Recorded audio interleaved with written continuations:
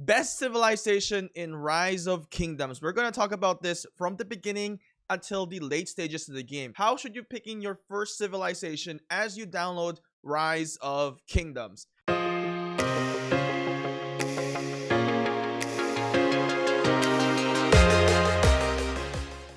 am Shinchi42, a sponsored content creator here in Rise of Kingdoms. So today, first we're going to talk about what is the first civilization that you need to pick as you start into the game. Now, there are many civilizations in here, and you might be choosing civilization that fits your kind of like country. So you might be like, oh, saying I'm from Spain, I want to get Spain. I'm from Britain, I want to get Britain. I'm from France, I'm definitely gonna get France right away. But there's an efficient way to do this. And let me tell you, the first civilization that I would really highly recommend as a starter civ is going for China. Now you're wondering, why am I suggesting China? First of all, you're going to get a super good epic commander, which is Zun 2. Now, another great thing about China civilization is that it has a action point recovery 5% and as well as building speed by 5%. Now, how is the action point and building speed going to help you in the early game? If you think about this, if you're starting out into the game early, the more that you can fight barbarians, the more you can get speed ups, the more you can get loots, the more you can level up your commanders as well. Now, building speed is going to be really good as well because it's going to reduce the amount of time that you're going to be building your structures. So as you know, if you get into the buildings, we have a lot of buildings in here in your city, and that 5% will really help you to progress fast. Now, Zuntu is a really good commander. Zuntu as an epic commander can be paired up with almost anybody that you pick in ROK. Now try to remember this: as you reach level 10, you will have an opportunity to change your civilization. So you're going to end up having a civilization change item. If you don't know what this is, it's actually going to be here. You're going to be granted one free civilization change after level 10.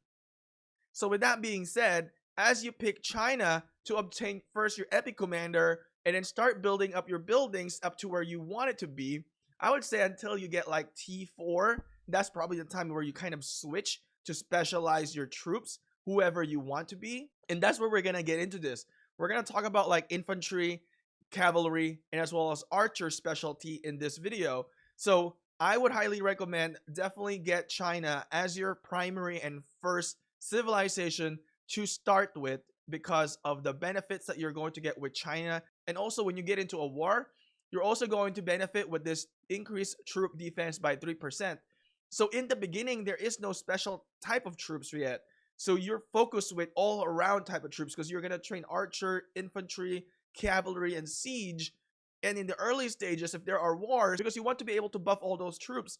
And this stat that this civilization is going to give is really good, that will benefit every single troop that you have.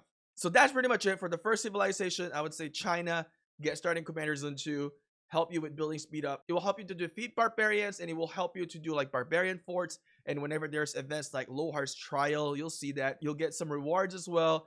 And you get strategic reserve, you're gonna get some rewards as well. So you can see I have supply boxes in here from strategic reserve, and I have bone necklace from Lohar's Trial, and you can get massive rewards. And by having a lot more action point, you can get arrow of resistance by participating in those two events that we just talked about.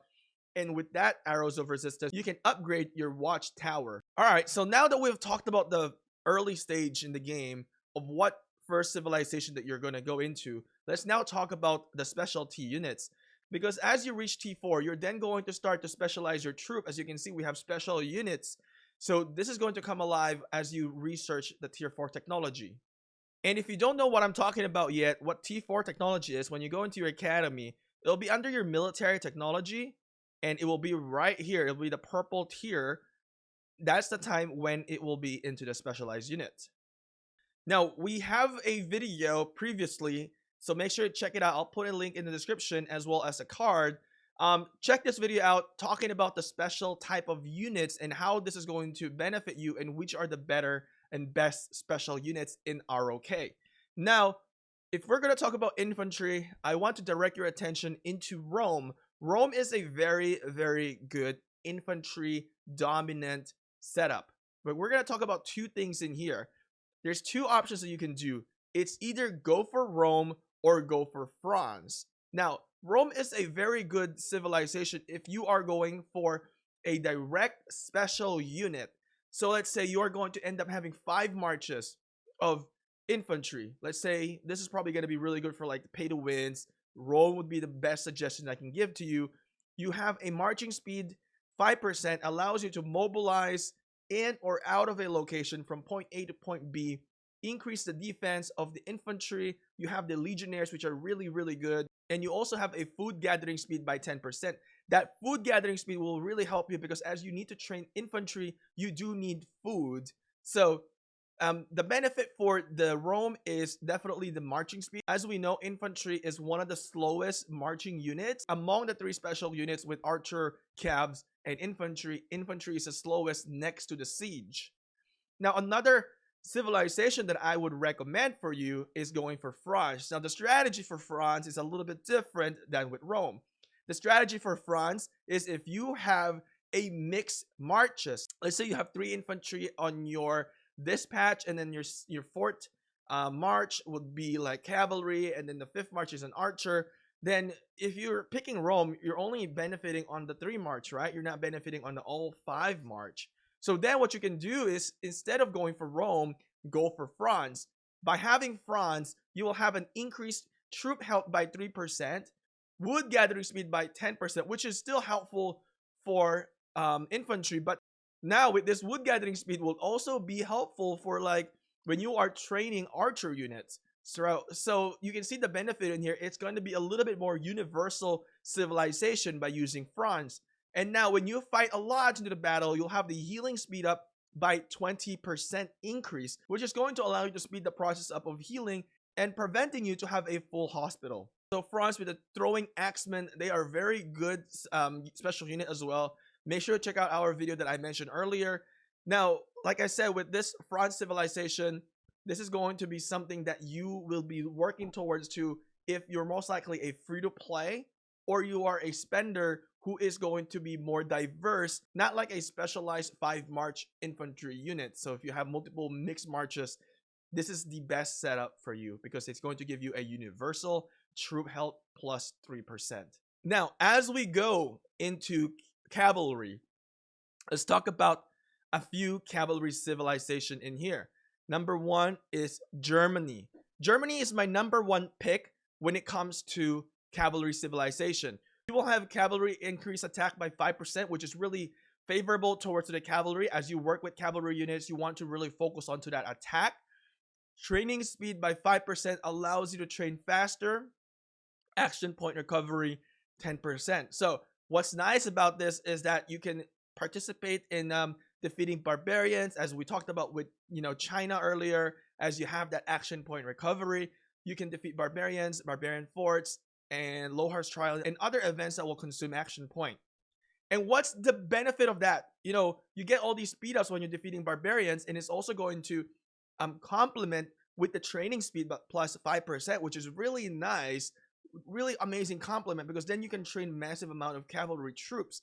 Now, if you're doing Germany, I would highly recommend that you really specialize your 5 marches into cavs because you want to maximize that 5% cav attack. The Teutonic Knights are very, very good as well. Like I said, we've talked about this in the previous video, more detail, so make sure that you check that out. Now, you might think about Spain. Spain is something that I wouldn't really recommend because, I mean, yeah, you gain experience points from barbarian and neutral units. That's probably very good in the early days, but long-term scenario, it's not going to be the most ideal civilization that I would recommend for you. Now, there's another one here. Runner-up is Arabia. Who should be getting Arabia? Definitely not the free-to-play players. Now, with Arabia, as you can see in here, it has cavalry attack plus 5%, similar to Germany. But now you also have a damage dealt to barbarians and other neutral units by 10%. Now, with that buff that we just read, it is a universal buff, so it's not just only complementing for the cavalry. So if you have an archer or infantry, it will still get the 10% buff for the neutral units. And now it also has a damage dealt by rallied armies by 5%. So that's another thing that is really good That will also help out for all type of units if you have, not just for cabs.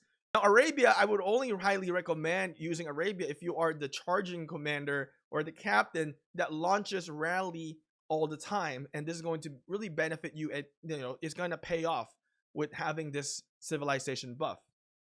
Now let's get into the archers. Now I am currently using the Brittain civilization, which I am now going to be going back into Ottoman. Now I've said that multiple times. I keep forgetting as I collected my troops. I keep training, so next time I need to really switch into the Ottoman Empire. Now archer increased by 5%, troop training speed by 5%, and allied garrison capacity by 20%. Honestly, the allied garrison capacity is trash. It's not good. There's really no benefit for you. In this game, you're not supposed to really put your units into somebody else's city because you get full debts. Now, increase archer attack plus 5%, which is really nice. Good benefit. But training speed up plus 5% was what I really like, because at some point I was training a lot of troops, and that's one of the reasons why I went for Brittain. The longbowman is good. Really, in my opinion, if you go for the Ottoman Empire, this would actually be the best civilization for archer. You increase the archer health plus 5%, which is really good. As you will find out, archers have a very low health. And now the troop marching speed is going to be really amazing also, 5%. Archer is the second fastest unit.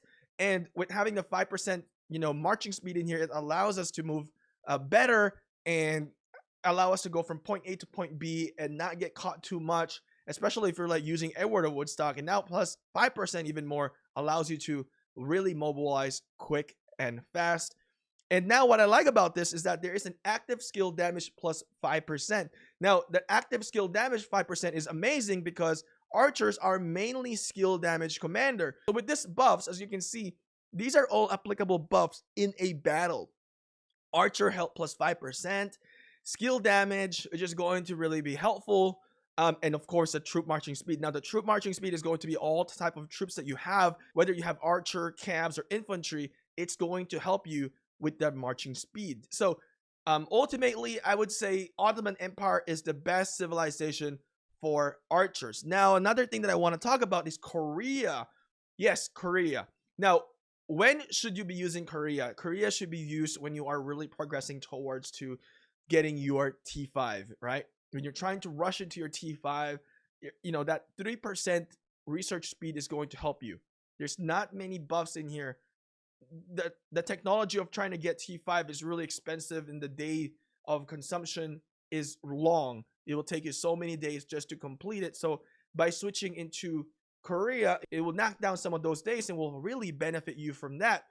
Increased defense plus 5%, hospital capacity plus 15% is good if you're in a war and you're fighting a lot. But honestly, the only reason why I would really suggest anybody to go for Korea is because of the research speed, not because of the defense or the hospital capacity. Ultimate archer civilization is going to be Ottoman Empire. Now, guys, understand that there is no one best civilization for everything in here. You're gonna end up choosing all these things that we have suggested, right?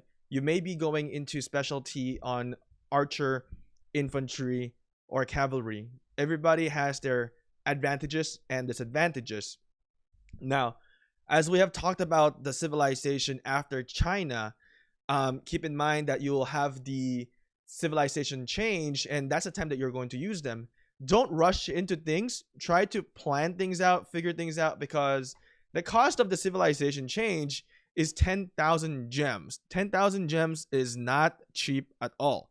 So as you watch this video, kind of understand what path you're going to go into, understand the commanders that you are going to be chasing for, when you're going to be investing onto the legendary commanders. There are archer gangs, infantry gangs, there are also cavs gangs in here. So, you need to plan things out carefully. Don't just switch just because you felt like switching. So understand what direction that you're going to go into. And my one tip in here when you're working on the legendary commanders is work one at a time. Don't max out or don't work on too many commanders at the same time. So if you want to do a 5-5-1-1, I would say, or 5-5-5-1, when you're working onto the skills, as you level them up, I would say focus on one, get to your target goal, and then move on to the next. And similar, once you have done that, that's going to cascade into your civilization, because you want to focus on what civilization that you're going to get into. And the most important thing I want to mention is that when you pick your civilization, pick for the long-term civilization. Don't switch out too much, as it will be very expensive. Now, another way that you can get civilization change as well is going to the alliance shop. You can also get it from here. It's about 2 million individual credits. So your alliance leader can purchase them for about 650 alliance credit, and you can consume it with 2 million individual credits. I hope you guys find this very helpful. If you do like this video, I have more contents, more guides to share to you. So make sure to check out our content. We also have battle testing, playlists. Make sure to check those out as well. Besides that, if you find this video to be very helpful, I hope you guys would consider subscribing and turning your notification on as well for more contents in ROK, and as well as other contents that I have been making. I hope you guys would support this channel, and thank you for watching this video. Hopefully you guys smash that thumbs up as you guys head out. I'll see you again next time, rockers. Stay safe and stay awesome.